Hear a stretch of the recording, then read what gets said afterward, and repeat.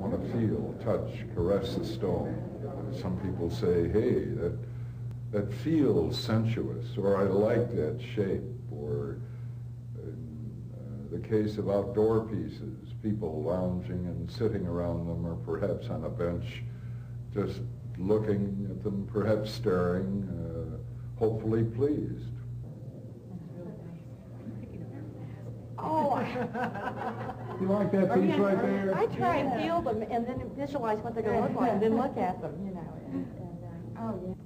Most people are attracted to, quote, what they understand, unquote. I've had people come in and look at pieces and say, gee, your work is interesting and I enjoy it, but I don't understand it. It isn't a question of understanding the creation of abstract contemporary shapes. To me is simply the creation of a shape that one can enjoy inherently.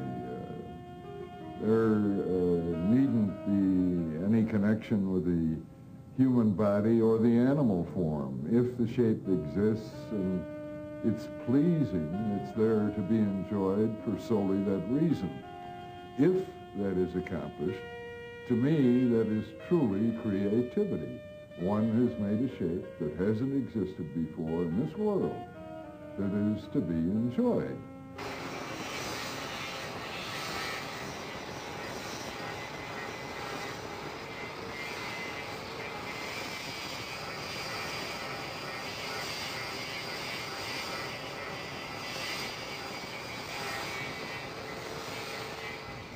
I sometimes stare at the piece and it stares back at me.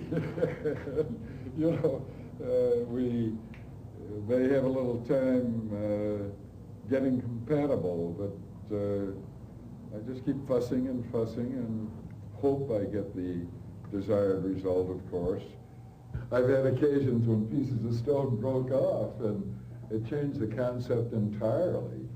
And sometimes for the better, really. It was a challenge to the mind, saying, well, hey, what do you do with this piece of stone now? You've worked on it and worked on it and worked on it, and all of a sudden this piece of onyx, yea large, broke off, and how are you going to do this? So I may go address another piece of stone and work on it. I don't work on the same pieces all the time. I move around a little. And the mind, as one is working on another piece, subconsciously or even consciously, will dwell on the challenge that exists in the other piece, and sooner or later something comes out of it.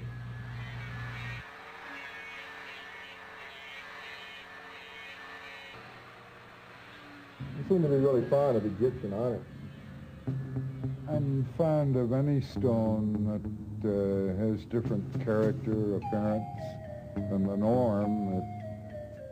It can be a great pain to work it, however. The good marbles with more consistent grain structure are easier to work in terms of getting a form that one wants to define.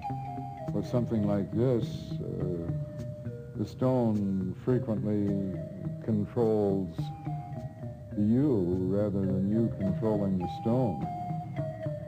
But it's worth the effort because of the unusual coloration and appearance that one can't get otherwise. Just absolutely vivid. And the coloration down below is like chocolate ripple ice cream.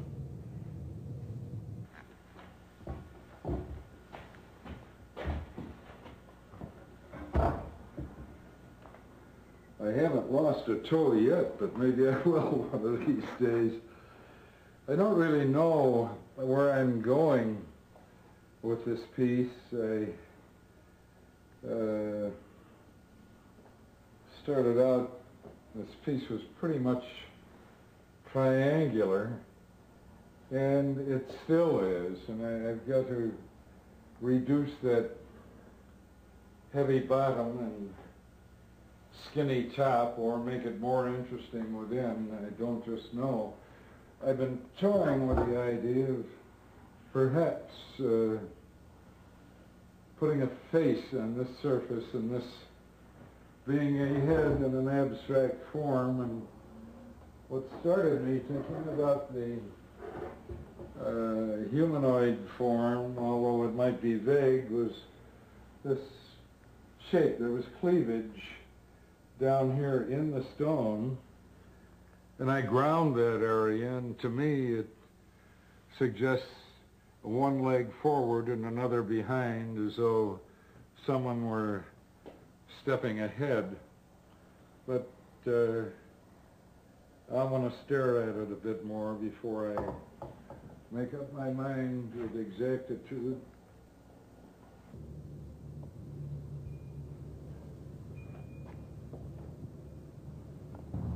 He's developed lots of ideas in his architectural designs, and I think he has the same way of developing his ideas with his sculpture here.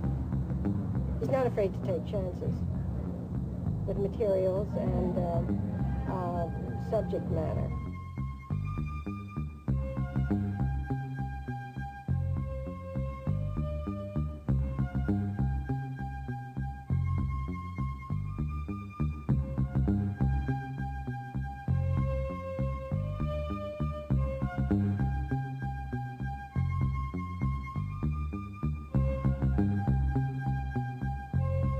The eye in the finished piece must want to be attracted to look around. Well, gee, this looks nice here, but where is it leading over here? What's going to happen with the shape? And if the eye is attracted, traveling around the piece, then it's successful. In other words, it can't be four pictures on four surfaces. It must be a uniform whole design-wise.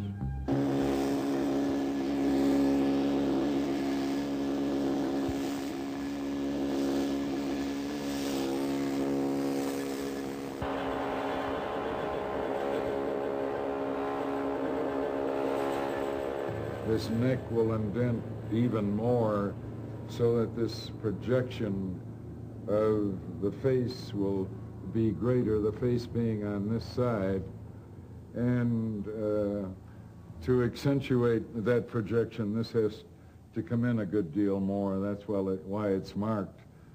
And I envision at this juncture a female form